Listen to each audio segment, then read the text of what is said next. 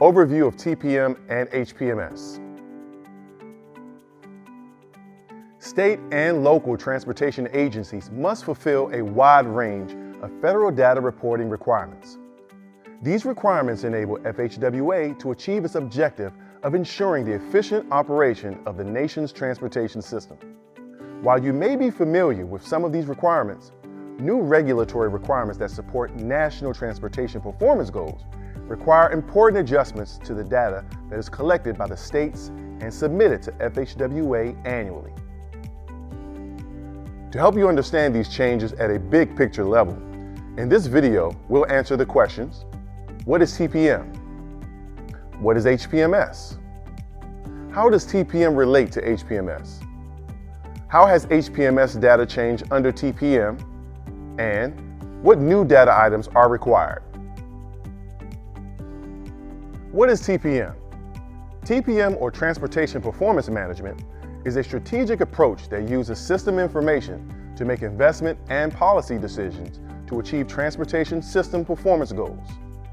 A major element of TPM is the tracking and calculation of performance measures that Congress instructed US DOT to establish in the areas of safety, infrastructure condition, congestion reduction, system reliability, freight movement and economic vitality, environmental sustainability, and reducing project delivery delays. What is HPMS? HPMS stands for the Highway Performance Monitoring System, which is administered by the Federal Highway Administration. HPMS is the official federal government system of record for data pertaining to the extent, condition, performance, use, and operating characteristics of the nation's highway. States submit a variety of roadway network information to FHWA via the HPMS on an annual basis. Historically, HPMS data have been used to support a number of key objectives: to help determine apportionment of federal aid highway funds, as part of FHWA's strategic planning process, as input to the analyses that support the Biennial Conditions and Performance (CNP) report to Congress, as a source for much of the annual Highway Statistics Series and other FHWA publications, and for transportation research throughout government, business, academia, and in the general public. How does TPM relate to HPMS? With the advent of TPM requirements, there are now additional uses for HPMS.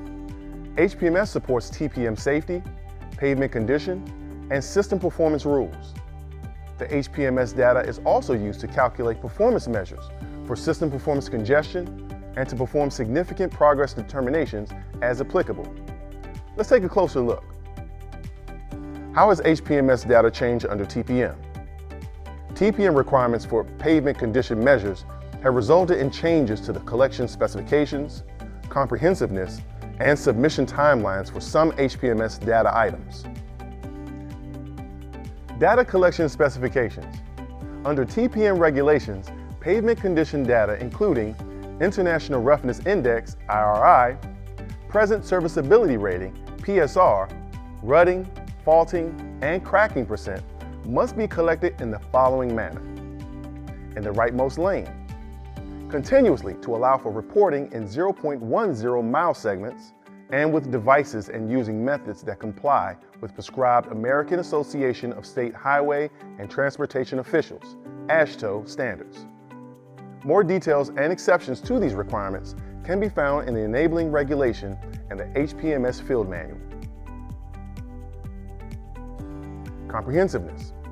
Under the TPM regulations, both the data collection extent and frequency have changed. In most states, these changes increase the coverage of data required to be collected. For most data items used in TPM, data must be collected for the full extent of the applicable network. For TPM purposes, collection of these data items on a sample section basis is not permitted. While IRI has been collected on the full extent of the National Highway System, NHS, for some time, collecting data on the full extent is a change for the other pavement condition data items: surface type, rutting, faulting, and cracking percent. Pavement data collection frequency has also increased for many data items. As a rule, any data required for interstate pavement condition performance must be collected on an annual basis. This is an increase for all the pavement condition data items other than IRI. Data for non-interstate NHS pavement condition performance must be collected on a biennial basis. This is a continuation of practice for most pavement condition items, but is actually a reduction in collection frequency for IRI on the non-interstate NHS.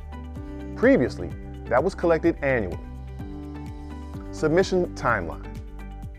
Another significant change to HPMS under TPM started with the 2018 data collection cycle, requiring interstate pavement and associated data to be submitted annually by April 15. This is a change from the traditional submission date of June 15 for HPMS pavement data. Non-interstate NHS pavement and associated data and all other HPMS data are still to be submitted by June 15, with expanded pavement data collection requirements for the non-interstate NHS taking effect for the 2020 collection year. What new data items are required? The newest use of HPMS is serving as the repository for the metrics and related data used to calculate the 3 travel time-based performance measures: travel time reliability, truck freight reliability, and peak hour excessive delay, PHED.